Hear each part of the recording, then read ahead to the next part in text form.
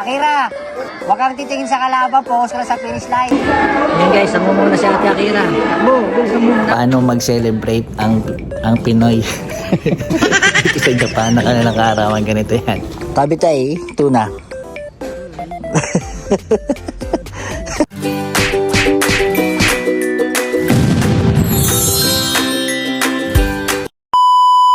Hi guys, mapagpalang araw sa inyo. Ngayong araw ay araw ng Sabado.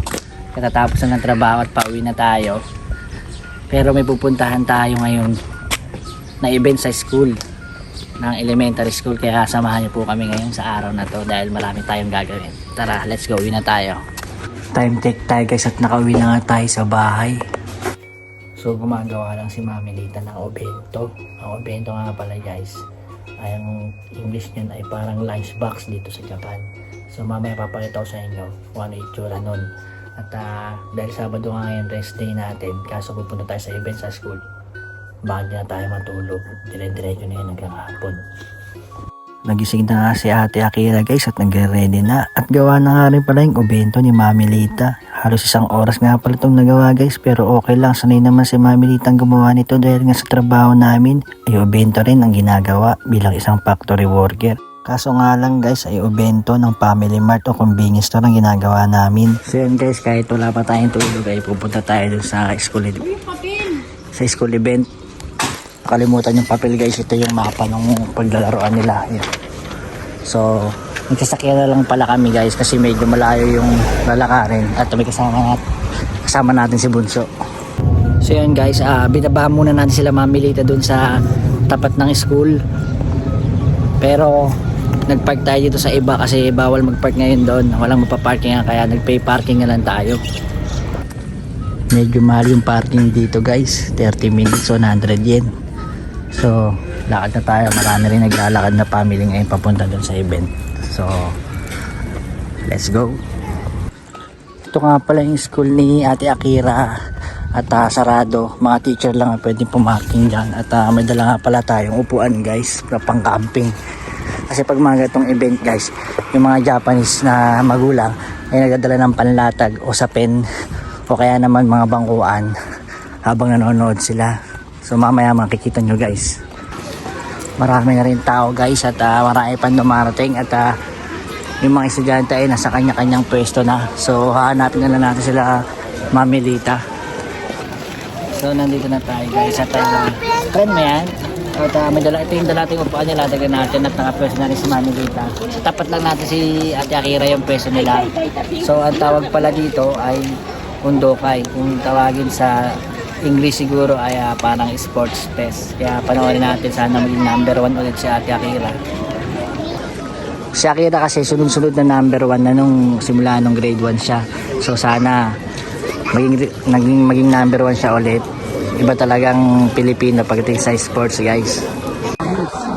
Andito nga pala tayo sa harapan ni Ate Akira. Ito yung pwesto nila. At katapat lang na napwestohan natin, swerte tayo. So nagsisimula na nga pala yung grade 1 guys. At ayan, tumatakbo-takbo na. At mamaya pa sila Ate Akira. Pangilan sila ngit? Pangilan sila sa listahan? Ay, wala na. Ay, tumakbo na si Haru. Ay, grade 3 pala. Grade 4. Yun, so grade 4 pa lang na una guys. Mamaya pa sila Ate Akira, panghuli. 10:30 guys. Yan siya nga pala guys, kapag nanalo ka ng first, pupunta ka doon sa kulay pulang flag. Kapag second, sa green na flag. Kapag third place, pupunta ka doon sa puting flag. So tapos kapag natalo ka naman, yun, hahatid ka yan guys, papunta doon, yung mga natalo. So mamaya si Ate Akira ganyan din. Siya nga pala guys, hindi lang pala takbuhan ang ginagawa nila pagka Undokai. Marami pang ibang sports o laro yung ginagawa nila guys. Katulad yan, may malaking 4 na bola doon. Hindi pa natin alam kung anong gagawin nila. So wait tayo. So magsisimula na guys, tingnan natin kung anong klaseng laro ito. Mga larong pang Japan. Ayan. So, ano yun? Nakakutsara yung bola. Nakakutsara yung bolang ano, table tennis sa bola, nakakutsara. Tapos iikot sila pag nahulog ulit. Ayan, yan, yan. Iba naman yung hawak. Iba naman, sandok. Sandok na may bola ng tennis. Ah, huling-huli yung malaking bola. Mula sa maliit na bola ng palaki. Ayan na, paunahan. Ayan o, iba na. Ibang bola na yung dala. Nasaan? Mamaya pa, wala pa. Pang ilan Ate Akira? Ano na? Ay, nahulog. Ulit yan. Pag nahulog. Yung bola guys na bit-bit nila mula sa maliit hanggang sa palaki hanggang sa huling-huli yung white na bola. Yan. Tulong-tulong sila na matapos sila yung takbo. May dalang bola. Ayun na guys, meron na yatang makakakuha ng malaki at makakapagdala sa finish line.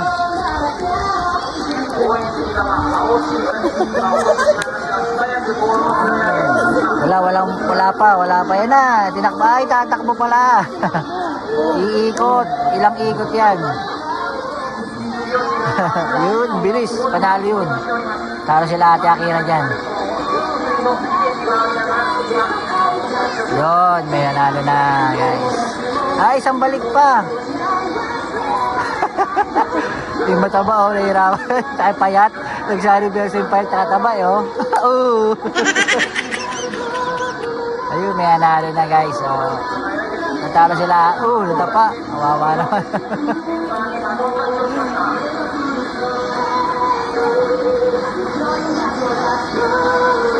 So may nanalo na guys. Tinatapos na lang yan.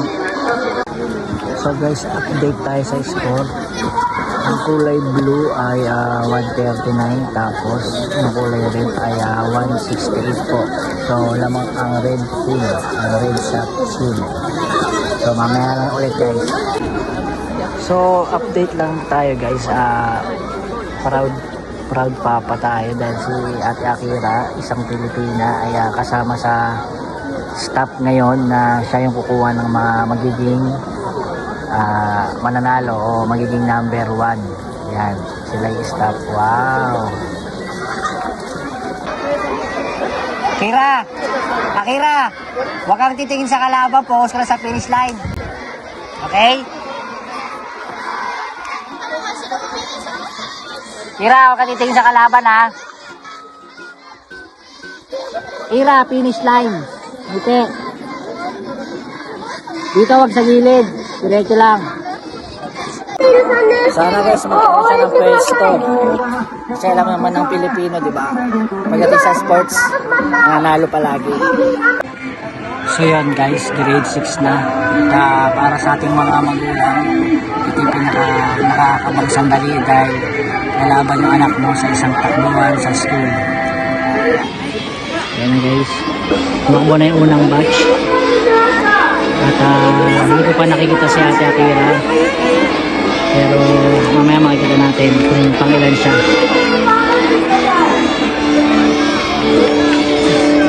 Hindi pa tumatayo guys. So yan guys, sunod na sila Ate Akira. Nandun sa pinakadulong-dulo. Yun guys, puti. Yan, nakikita nyo sa medyo nakakita ng number ko sa Ate Akira yan guys. Tignan natin. Sana manalo guys. Kaya mo yan Ate Akira. Nakaputing cap po siya. Ayan na. Ayan guys, ang muna si Ate Akira. Takbo, bilisan mo na. Hindi, kaya mo yan na. Pagkatitingin sa kalaban. Pagkatitingin sa kalaban, bilisan mo. Bilis ang kalaban guys.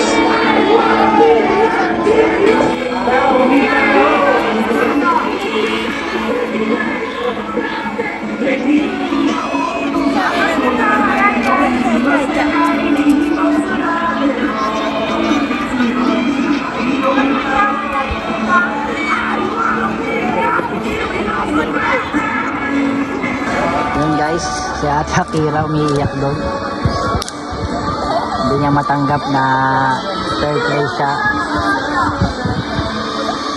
Kita niya ba guys? Ayun lang. So update lang tayo sa score guys. Ayan, 5:17. Tapos yung white na cup ay 5:10. Siya nga pala guys, hindi nga lang pala takbuhan ng meron. Iba-ibang performance din ng mga ginagawa nila. Bago nga palang ang Undokay na to guys, pinapractice nga pala nila yan. Siguro mga 2 linggo. Kaya nga si Ate Akira guys, kada uwi guys ay laging pagod na pagod at nakakatulog galing school. Yung ibang performance nga guys ay ginagamitan pa nila ng costume.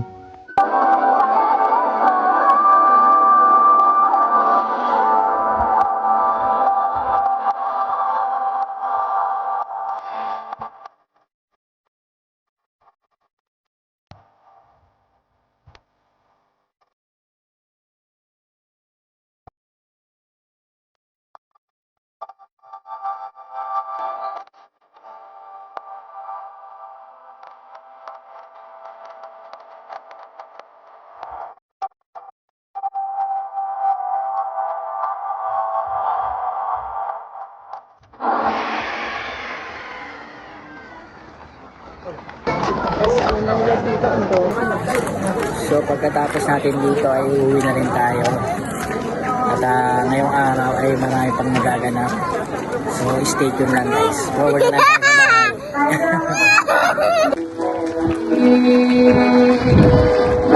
sa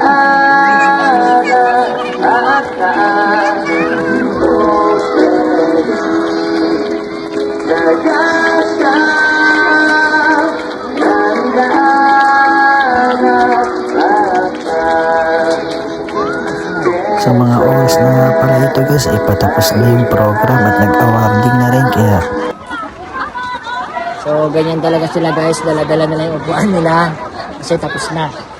Sa classroom nila yan. Hindi tayo. So mamaya na lang tayo magkita-kita guys at mahaba pa ang araw. Kaya tara, let's go. A few hours later. So yun guys, ginising tayo at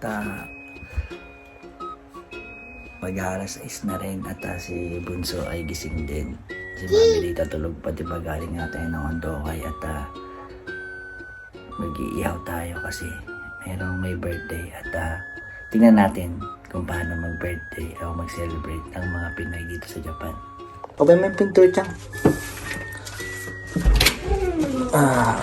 Ay, lamig pa rin ha. Lumamig ah. Oh. Nakabalag ka oh. May isang araw nagbabaga. Nagbabaga na ba yan? Barbecue daw siya. Dapat nagbabaga ka. Barbecue siya. Nasa kasiwa na raw. Bilis lang yun. Tangay, may gas yan. May gas yan, Mabilis, kaya nga, mabilis ano magliyab yan. Ayun, ito nga pala yung pampaliyab guys. Mabilis pa. Na bibili sa mga Bumili na ako dati ito pero hindi na nakabilis. supermarket o mga pamilya dito sa Japan may nabibili kaya mabilis pampaliyab ng uling. Asa yung plastic niyan, Bok? Yung pampaliyab mo. Meron akong binili eh. So, ganito yan guys. May ita-translate natin yan, ilalagay natin yan sa screen. Bilog ng Ano ba ito, Bok? Mang inasal o mang inasar? inasal yun. Nakumpeto rekado siya. Paano mag-celebrate ang Pinoy dito sa Japan na kanilang kaarawan? Ganito yan. Tuna. Tabi tayo, tuna. Oishi kore. Ay, Chang. Mula no. Pasok nga doon dali. Punta sa mami. Ami ka na, ami. Maulan ngayon guys at nag-iihaw nga kami dito. Tinapatan lang namin sa bubong dito sa tapat ng apartment namin at maya aakit tayo sa bahay ni pinsan ni Mami Lita dito sa taas. Diyan tayo magse-celebrate at bawal maingay dito sa Japan guys. Ang pinakayon naman nila dito yung alas 8 pasado na nagbibideo okay pa kayo o nagmamalakas na sound. So mamaya malalaman nyo kung paano kami mag-ingay o anong gagawin naming diskarte para hindi tayo mareklamo sa mga polis. At meron pa pala isang pangliyab no bok no, natural fire starter. Ayan. Pag sinindihan niya yan, magliliyab kasi para siyang may gas sa loob. Kasi yung uling dito guys, kakaiba, parang bloke, matigas. No bok no, matigas to no. Ayan guys, oh. Ayan yung uling na yan. Sa Homax siya nabibili, DCM. Ito rin. Guys, yung mga magiinuman pala mamaya, yung mga mag-celebrate ng birthday, puro factory worker guys, ay magkakasama kami sa isang trabaho. So, kita-kits tayo mamaya guys, board tayo dun ha. Wow! Ano yan? Barbecue na sana. Wow! Grabe ha!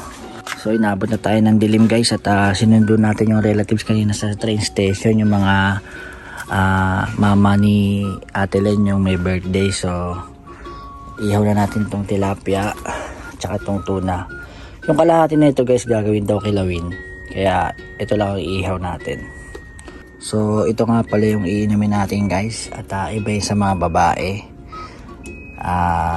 Meron ding hard, pwede ring whiskey. Meron din tong yung chuhay kung tawagin dito, yung 6% na lemon sour na para siyang gin na may Sprite, ganun ba guys. Pero ito, beer lang tayo. Kunti lang mag-celebrate ng birthday ang mga Pilipino dito sa Japan dahil nga bawal lang maingay. Kadalasan yung iba guys ay nag-restaurant na lang kumakain sa labas, tapos doon na lang mag-celebrate kasi doon pwede na maingay. Dito sa katabing bahay kasi marami nagrereklamo. Ano bang unahin mo dyan? Tuna lang, salang mo na sayang uling. Ayan, salang mo na yan dyan. Makaramate na to eh. Grabe, laki yun no? Magkano yung bok? 1.5 lang yan. Saan nabibili yan? Sengo Haku. Saan nabibili? Bueno. Market. Saan gaano kahaba yan pag hindi pinutol? Ganito. Yan. Lagpas dyan. Ganyan, ang laki pala. Ang sobra naman yung kikilawin mo. Ang dami. Masarap doon yung magano. Sabi ni Pepe eh. Grabe, tignan mo. Ang taba niya, no? Malakapat yung uno niyan. Kaya nga, sayang yung buntot. Kahit ko konti lang na ganun, mas okay. Kikilawin niya raw eh. Parang sa taba na ito, guys, hindi maluluto yung loob. Ang laki ng tuna, guys. Mura lang nabili, no? So, luluto tayo ng si Mami Lita pala ng adobong paa. Siyempre, mga Pinoy gusto to. So, dadalhin na natin to sa taas para tignan natin kung anong mga ganapan niyan guys. Tara, samahan niyo ako. So, palabas na tayo ng bahay guys. At balik tayo sa pinsan ni Mami Lita. Ayun nga pala ang may birthday. So, ganun lang kasimple yung celebration ng... Ay! Ang init! Hi! Adobong pit! Wowie! Oh, hi muna guys ng mga vlog. Sa vlog! Yeah! Totoo ba yan? Naka-play ba yan? Oh, boko. Ang bilis ng adobong pit. Pag yan, malambot, pinalambot ba yan ni Ata? Hindi, alam ko na po yan. Pinalambot na namin. Okay. Kaya ano na lang. Kita nyo naman guys, kahit nandito tayo sa bansang Japan, puro Filipino food pa yan ang hinahain natin. Hindi naman kasi tayo ganong marunong ng Japanese food, pero nakakakain naman tayo sa mga restaurant nun, kaya ito, ang handa pa rin natin ay mga putahing pang Pilipino. Antok siya. Nag-college ka palang animal ka. College ako 2 years. Parang kapakala ko parang ganito ko kay Martin. Marco, sila ni Arjen. Ah? Mataas na rating ko dyan sa mga yan. Sa kandila. Wala kang kandila. Meron ka kandila saan? Meron, may Sa altar. Baka sa altar? Altar? May kandila sa altar. Walang kandila. Maliliit. Sperma. Doon sa altar. Dati meron. Sperma lang. Wala kumukuha, te. Yung malalaki pang patay? Oo. Hindi. Sperma. Kabisado ko yung sulat niya sa iba eh. Nakapangalan, di ba? Ngayon wala na. Wala na pakabit. Isang pa yung pangalan niya. Wala magkakabit. Yan, ganyan. Pangit mo. Hoy! Nakita ka ba ng practice sa Mythic Immortal? Lighter, lighter. Love, lighter. Lagi magagaling talaga yung kalawan. Ba't di mo pinasulatan? Hindi kasi jibon na. Happy, happy, happy birthday. Ay! Ganda lang kasi yung tren ng birthday. Hoy! Sana'y malasing mo. Oh, wish nung may asawa. Para wish nung asawa. Ang wish na ako asawa. Maganda na naman ako sa paningin mo. Para ba? Ano yung bok? Nga. Ang wish ko sana, maging maganda. Maging maganda Ano, ka ano, pala. ano, May kumahan. Tapos yun. Maganda ka lagi. Ano yun lang? Blow, blow. Blow na kaya Johnny, blow na daw. Ito, wish. Oh, i-blow ka na daw, kuya. Mag-wish ka eh. Ipa-blow ka na daw. Ipa-blow ka na. Blow. Blow na. Ayan na. Hindi ako may birthday, gago. Oh, kuya, ipa-blow ka na daw.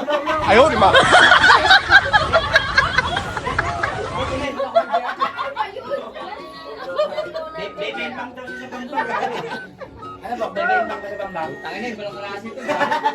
Ano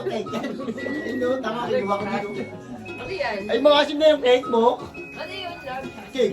Masim. Mapait pala yung cake na yun. Kasi may cake. Parang ano yun, yung... Ay, no, kinuha ko nga din yun, oh. Happy birthday to you.